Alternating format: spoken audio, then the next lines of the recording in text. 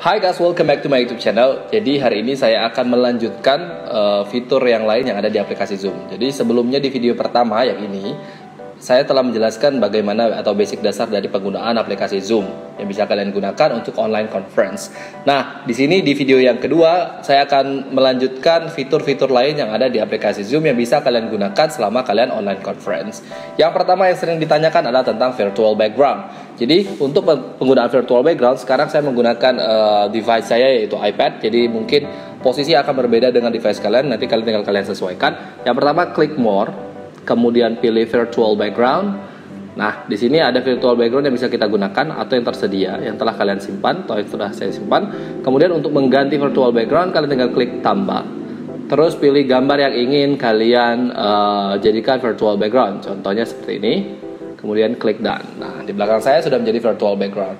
Untuk di iPad sendiri, virtual background akan otomatis berubah atau berganti karena dia akan mendetek face kita atau badan kita, kemudian background akan langsung terganti tanpa menunjukkan benda-benda yang lain yang ada di belakang kita. Tapi untuk yang lain mungkin bisa disesuaikan dengan background yang polos. Selanjutnya untuk menghapus virtual background, misalnya kalian sudah punya, tinggal diklik kemudian dihapus saja. Tapi untuk kalian gunakan boleh kalian klik saja seperti ini. Next, yang kedua adalah untuk mengecek setting atau ini meeting setting penting sekali buat kita sebagai host untuk menghandle semua peserta yang ikut di online conference kita. Yang pertama adalah di sini ada namanya lock meeting. Jadi lock meeting itu digunakan adalah untuk mengunci meeting room kita ketika ada orang lain yang tidak kita ingin kemasukan, atau mungkin untuk murid yang telat, mungkin ada murid telat, kemudian kita mau lock, kita tinggal klik lock meeting. Untuk waiting room sendiri ini adalah, jadi kalau kita tidak klik begini, mereka akan otomatis masuk ke kita, ke online conference kita. Tapi kalau kita klik waiting room, maka dia harus diminta dulu untuk menunggu di waiting room. Kemudian selanjutnya kita boleh pilih mau menerima atau tidak, mengadmit atau tidak. Kemudian share screen di sini. Nah, share screen sini berarti allow participant to share screen yang pertama. Jadi bukan kita saja yang bisa share screen, tapi partisipan kita perbolehkan untuk share screen. Jadi ini bisa digunakan untuk kalian yang ingin murid kalian menunjukkan presentasi atau peserta kalian menunjukkan hasil karya mereka. Jadi kalian bisa allow participant to share screen. Ini boleh ketika pada saat jadwalnya kalian mau share screen baru diaktifkan. Kalau tidak, boleh dimatikan terlebih dahulu. Chat with, misalnya kalian ada pilihan no one, host only, everyone publishing, atau everyone. Jadi di sini kalau kalian pilih everyone berarti semuanya bisa membaca chat tersebut. Kalau kalian pilih no one berarti tidak ada yang bisa mengirimkan chat. Kalau host only itu pesan akan hanya terkirim ke kita, dan kalau kita balas akan sampai ke mereka.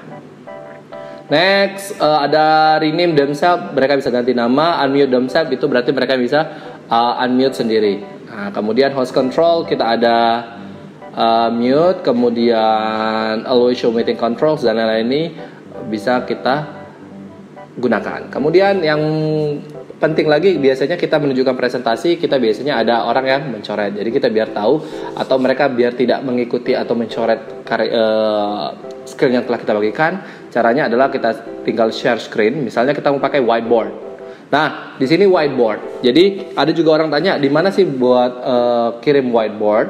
Di sini kalian tinggal klik share content, kemudian pilih whiteboard. Kemudian kita misalnya mau menuliskan sesuatu, 30 kurang 10 misal sama dengan 20. Kemudian kita tidak mau mereka mengannotate, kita tinggal pergi ke meeting setting.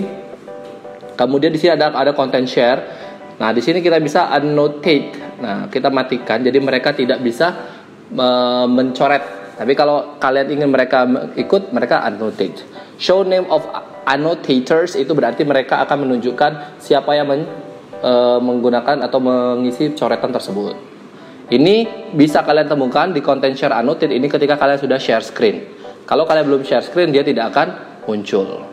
Next, selanjutnya yang akan saya bagikan adalah kalau kalian menginginkan atau membagikan website URL, di sini kalian tinggal klik websitenya atau di copy paste dari website yang ingin kalian sampaikan. Jadi mereka akan dapat link dan mereka tinggal klik dan mereka bisa menonton website tersebut.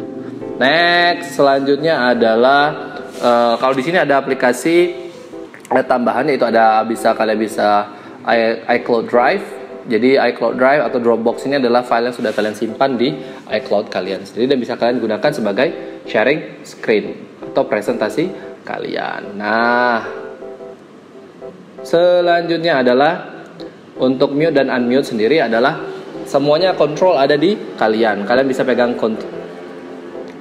Untuk mute dan unmute ini bisa kalian kontrol sendiri. Jadi ketika kalian minta mute all, jangan lupa untuk mematikan allow partisipan to unmute themselves. Jadi kalau mereka ini bisa masih kalian centang, berarti mereka bisa unmute sendiri. Jadi lebih baik adalah kalian tidak mencentang bagian ini. Sehingga kalian ketika ingin ada murid yang berdialog dengan kalian bisa meminta mereka untuk unmute dengan cara kalian matikan saja mikrofon yang ada di sebelah kanan atau menghidupkan mikrofon mereka di sebelah kanan. Mungkin itu saja yang bisa saya bagikan hari ini dan kalian bisa coba di rumah. Ketika ada pertanyaan boleh tulis di bawah. See you on the next video. Bye.